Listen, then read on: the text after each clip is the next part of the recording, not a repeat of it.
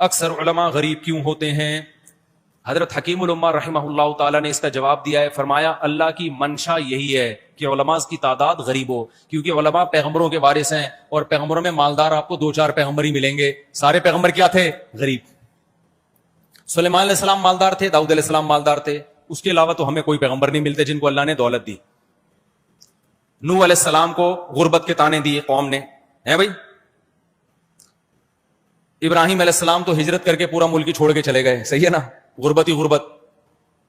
اور موسیٰ علیہ السلام، ہارون علیہ السلام، فرعون تو طعنے دیتا تھا نا سب کو۔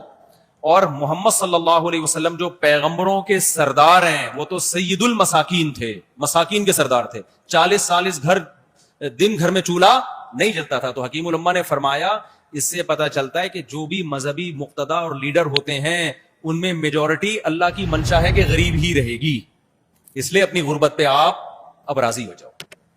ایک آدمی نجومی کے پاس گیا، ہاتھ دکھایا، نجومی نے کہا تم 10 سال تک غریب رہو گے۔ وہ بڑا خوش ہوا کہ 10 سال کے بعد تو پیسہ آئے گا۔ اس نے کہا اچھا 10 سال کے بعد کیا ہوگا؟ اس نجومی نے کہا غربت کی عادت پڑ جائے گی تمہیں۔ تو اس حدیث سے پتا چلتا ہے بھائی، حکیم الامہ کے قول سے بھی پتا چلتا ہے کہ آپ میں اکثریت کس کی رہے گی؟ غریبوں کی رہے گی۔ اس پہ اللہ کا شکر ادا کرو، کوشش کرو پیسہ کمانے کی، آ جائے تو ٹھیک ہے، نہیں تو زیادہ تر علماء کے پاس آتا نہیں ہے۔ حکیم الامہ نے اس کی 2 وجوہات بیان کی۔ ایک وجہ تو یہ کہ علماء انبیاء کے وارث ہیں، کچھ علماء کے پاس پیسہ آتا بھی ہے، کچھ کے پاس آتا بھی ہے پیسہ، جیسے پیغمبروں میں سلیمان علیہ السلام کے پاس، داؤد علیہ السلام کے پاس پیسہ آ گیا نا، تو کچھ علماء کے پاس بھی آتا ہے، لیکن میجورٹی غریب رہے، اور یہی ان کے اہل حق ہونے کی علامت ہوگی، سمجھتے ہو؟ دوسری وجہ اس میں اللہ کی حکمت یہ ہے کہ جہاں پیسہ آتا ہے نا، بدماشی بھی وہیں آتی ہے۔ اللہ نے اسلام کو محفوظ رکھنا ہے، اللہ چاہتے ہیں زیادہ مولوی غریب ہی رہیں، پیسہ آ گیا بگڑنے کا خطرہ زیادہ، سارے بگڑ گئے۔ تو جب مقتدا سارے بگڑ گئے یا بگڑنے کا ریشو ان میں بڑھ گیا، تو جو ان کے ماتحت لوگ ہیں وہ تو ابگڑ الناس بن جائیں گے۔ ابگڑ کمپیریٹو ڈگری، اس میں تفضیل، وہ کیا بن جائیں گے؟ یہ اگر بگڑیں گے تو ان کے مریدین ابگڑ ہوں گے، ان سے بھی زیادہ بگڑیں گے۔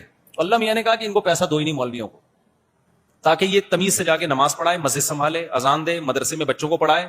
ادھر پیسہ آیا بولے گا جاؤ مدرسہ، جاؤ مسجد کی امامت، تھائی لینڈ جائے گا اور امریکہ جائے گا، ادھر جائے گا، تھوڑے دنوں تک حلال عیاشی کرے گا، اس کے بعد اس بات کا امکان ہے کہ حرام میں پڑ جائے۔